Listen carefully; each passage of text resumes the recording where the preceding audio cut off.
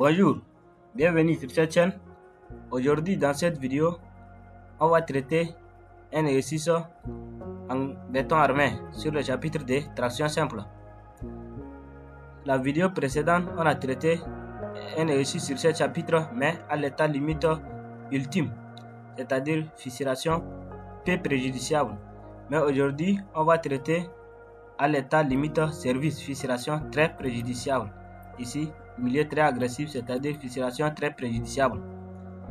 Un élément en béton armé de section 25 x 40 cm, 25 x 40 c'est-à-dire la section du béton, est armé de 4H12 et de 4H14, c'est-à-dire ils ont donné déjà le nombre de freillages qu'on devrait utiliser dans notre section. Ici, les aciers sont des niaces Fe 500 MPa, c'est-à-dire limite d'élastité garantie de notre acier qu'on va utiliser sur cet exercice, c'est Fe 500. Cet élément est un tirant réalisé avec un béton de résistance caractéristique à 28 jours, égal à 25 MPa. Ici, FC28, c'est la résistance caractéristique du béton en compression à 28 jours, égal à 25 MPa. La durée d'application des charges est inférieure à 24 heures. Ici, ça c'est notre θ. Ce tirant en béton armé est réalisé dans un milieu très agressif. Alors, on nous demande de déterminer les caractéristiques des matériaux, vérifier la condition de non-fragilité, calculer la force portante de ce tirant, faire une coupe transversale en zone courante.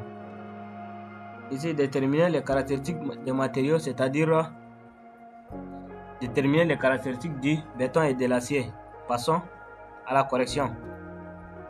Ici, ce sont les données. Ici, déterminer les caractéristiques du béton. Ici, caractéristiques des matériaux. Ici, béton. Béton, ici, à l'état limite service, on calcule FTJ. FTJ, c'est-à-dire la résistance caractéristique du béton à la traction à 28 jours. Sa formule, c'est 0,6 plus 0,06 fois FC28. En remplaçant les choses, on a trouvé 25 MPa. Ici, c'est une contrainte, c'est toujours en mégapascal. Après le béton, on calcule l'acier. L'acier, ici, sigma ST. Sigma ST, c'est-à-dire le milieu est très agressif. Si notre milieu est agressif, c'est-à-dire la fissuration préjudiciable, on va traiter cette sigma, mais sigma bar de S. Sigma bar S, c'est toujours à l'LS, mais le sigma bar S, on va traiter. Ici, c'est sigma bar ST, c'est-à-dire la fissuration est très préjudiciable. Sigma bar, c'est-à-dire la contrainte admissible. Ici, sa formule, c'est 0,8 sigma S. 0,8 sigma S, la formule de sigma S, c'est min de 2 tiers de Fe, max de 1 demi de Fe, ici 110 racine de N fois Ft28. Ici, N neta, c'est le coefficient de fissuration, c'est 1,6. Ici, 1,6. Notre Fe, c'est 500. Ici, on remplace les choses par leur valeur et on trouve en bas ici 333,33 MPa, ici 250, ici 201,63. Ici ils ont dit max, on prend 250 et on va comparer avec ça et on va prendre le minimum, c'est-à-dire le 250 et on multiplie 0,8 avec 250. C'est 0,8, c'est le sigma ST, le sigma bar de ST. Si on calcule le sigma bar S, on ne va pas multiplier avec 0,8. Ici, le sigma bar ST égale à 200 MPa. On passe à la question de vérifier la condition de non-fragilité. La condition de non-fragilité, c'est-à-dire la force que nos aciers vont supporter. Pour ça, on va aller calculer A min. A min, c'est-à-dire la section minimale de notre béton. La section minimale c'est B. B c'est la section du béton fois FT28 sur FE. Ici, ici A min la section minimale de nos aciers. La section minimale qu'on va utiliser pour déterminer nos aciers. Ici, on calcule, on remplace les choses par leur valeur. On trouve ici 2,1 c'est FTJ. Ici, la section de notre béton c'est 25 fois 40 cm. Ici, 500 c'est FE. On trouve ici A min égale à 4,2 cm². Et on calculons ACR. ACR, comme on a toutes les sections du béton, on prend directement, on calcule la section de chaque béton, ici de chaque acier. Ici notre section de HA12, de section acier HA12, on va calculer avec pi ou 1,2, c'est-à-dire 12 en millimètres. Ici on convertit en centimètres. Pi fois 1,2 sur 4, on trouve, j'espère qu'on va trouver 1,13. On fait fois 4, on trouve 4,52 ou bien 4,52 si je ne me trompe pas, plus 4H14. HA14, la section d'un acier de HA14 c'est indiqué dans le tableau. Ici en calculant on va trouver, on fait fois 4, la réponse qu'on trouve, on trouve 1,54 ou bien 1,54, on fait fois 4 et on fait ça plus ça, on trouve 10,68 cm². Ça c'est la section ACR. Ici c'est A min. Et ici ACR 4H12 et plus 4H14 totalisant une section de 10,68. On va comparer A min et ACR.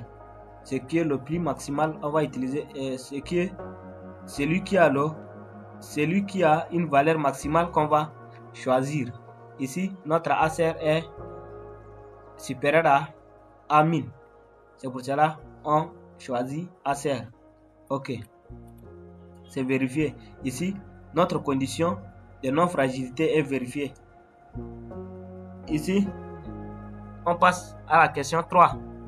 Question 3. Calculer la force portante de ces tirants. Calculer la force portante de ces tirants, ce n'est d'autre que la sollicitation. La force que ces tirants peut supporter, c'est-à-dire. Ici, on va procéder par cette formule. QST bar, sigma ST bar égale à NCR sur ACR. Pardon, ici, je n'ai pas bien écrit. C'est ACR qui est égal à NCR sur QST. Sigma ST. ACR qui est égal à NCR sur sigma ST. Donc, moi, je me suis trompé. J'ai écrit sigma ST à la place de ACR. Ici, on tire ça. Toujours, on va trouver la même chose. Si on remplace, même on va trouver la même chose. Sigma ST fois ACR. Ici on tire NCR. NCR c'est la sollicitation. Et ce qu'on veut.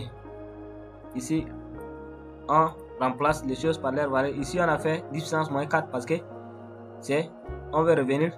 Ici c'est en centimètres. On veut revenir en mètres pour simplifier. Mètre carré. Et on se retrouve en méganewton. NCR égale à 0,2136 méganewton. On passe à la question 4. Question 4. Faire une coupe transversale en zone courante.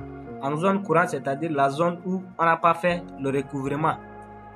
Et on fait une coupe transversale. On va faire un schéma d'une coupe transversale. Pour ça, on a une méthode à suivre.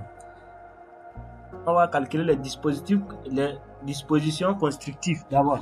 Pour les dispositions constructives, on calcule, ici, cherchons les armatures transversales. On va calculer les armatures transversales avant de chercher les dispositions constructives. Ici, les armatures transversales, la formule c'est φ supérieur ou égal à 1 tiers de phi L max. Ici, j'ai oublié de mettre supérieur ou égal, j'ai mis égal seulement. Ici, c'est supérieur ou égal. Phi T supérieur ou égal à 1 tiers de phi L max. Ici, phi T qui est supérieur ou égal à 1 tiers fois 4. Phi L max, c'est-à-dire la section des aciers qu'on a utilisé, c'est-à-dire la section longitudinale de l'acier maximal. Nos sections longitudinales, on a utilisé 4H12 et 4H14 et le 4H14 qui est le maximal. C'est pour cela qu'on a utilisé ici directement 14. Ici, phi T égale à 4,67. Mais phi T, l'armature transversale qui est égale à 4,67. Mais nous, on est à la fissuration très préjudiciable. Comme ici, comme notre phi T doit être supérieur ou égal à 8 mm parce que à la fissuration très préjudiciable. Fissuration très préjudiciable, par exemple, si notre bâtiment se trouve au bord du lac ou dans un milieu très agressif, on va utiliser des armatures transversales supérieures ou égales à 8. Mais si notre fissuration est peu préjudiciable, on peut utiliser des armatures transversales de HA6 mm. Mais il n'y a pas des armatures qui sont inférieures à 6 mm. Ici, on a utilisé phi T égale à 8 mm. Après ça, on calcule les espacements. Espacement en zone courant. Espacement en zone courant est toujours inférieur ou égal à A. A, c'est la plus petit côté. Plus petit côté, c'est-à-dire la plus petit côté de la section du béton qui nous a proposé sur les 6. Ici, sur les 6, on a notre section, c'est 25 fois 40.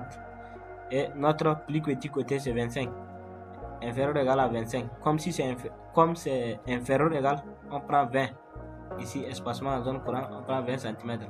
Si tu veux, tu prends 25, 20, 15, c'est la même chose. Ici, arrobage. Arrobage, c'est 500, c'est-à-dire dans un milieu très agressif. Toujours c'est 5 cm. Pardon. Ici, 5 cm. Parce que nous sommes à la fissuration très préjudiciable. Très préjudiciable, c'est-à-dire très agressif. Et réalisons notre coupe. Pour notre coupe ici, à l'extrémité ici, à chaque angle, on met les armatures maximales. Et les armatures 4H12, les H12, on met ici au milieu entre les D et le D. Mais les aciers qui se trouvent à l'angle ici et ici sont les aciers maximales HA14. Et notre arrobage c'est 3. Ici, notre cadre c'est HA8. Notre cadre c'est HA8. Et ici, on n'a pas calculé la longueur de scellement et la longueur de recouvrement parce qu'ils n'ont pas demandé une coupe longitudinale. Si ils ont demandé une coupe longitudinale, on calcule la longueur de scellement, longueur de recouvrement et on calcule l'espacement en zone de recouvrement. Mais ici, on n'a pas besoin parce que ici, on fait une coupe transversale. Alors, on vient de finir notre vidéo. On vient de finir notre exercice. Merci pour cette vidéo.